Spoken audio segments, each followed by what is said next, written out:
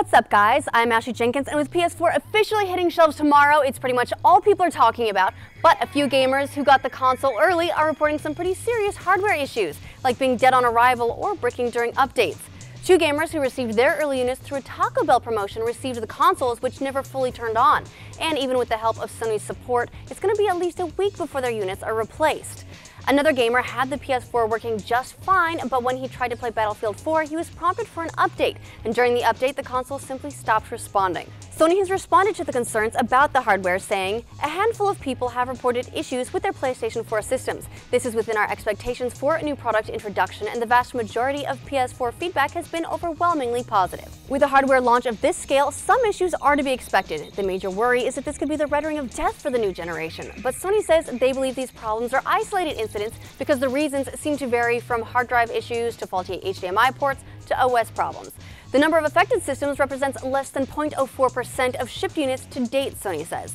The other quibble with the PS4 hardware is a minor one. It turns out that the placement of the rubber feet and a ridge that runs down the middle put the console just slightly off balance, so if you press down on one corner, it wobbles a bit. This won't affect the system's performance in any way, and consoles are generally left alone once they're placed anyway, but if you really can't stand it, a few pieces of paper under the corner will help with stability. Or you could, not push down on it. Moving on, Sony Worldwide Studios President Shuhei Yoshida has weighed in on the console resolution debate for next-gen games, and he says he believes it's less about making the games look better and more about what the resolution means for gameplay, since 1080p will be able to render more detail than 720p, which makes a difference in core games like shooters. He says it's kind of traditional for shooters on consoles to include some aim assist because of the lack of accuracy of the control and the lack of clarity in the graphics. Both 1080p and the power of PS4, you don't need that. On that note, if you're picking up Call of Duty Ghosts for PS4, you'll definitely want to install the Day 1 update that's available, since it's been discovered that the campaign for the game will run at 720p instead of 1080p in the retail version without the update. Activision confirms there was a configuration issue in the retail version on single-player mode only.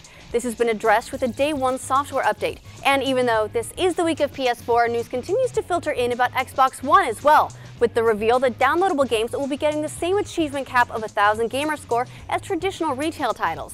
This comes via 343's list of achievements for Halo Spartan Assault, which will offer 1,000 Gamerscore on Xbox One, though it remains capped at 400 on Xbox 360. PopCap has also confirmed that their downloadable title, Peggle 2, will have 1,000 Gamerscore on Xbox One.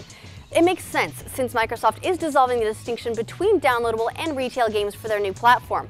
All retail games will also be available digitally Day 1, which they never quite nailed on the 360. And they're even removing the Xbox Live Arcade classification they used for download-only games on 360, citing their desire for all games to have a level playing field.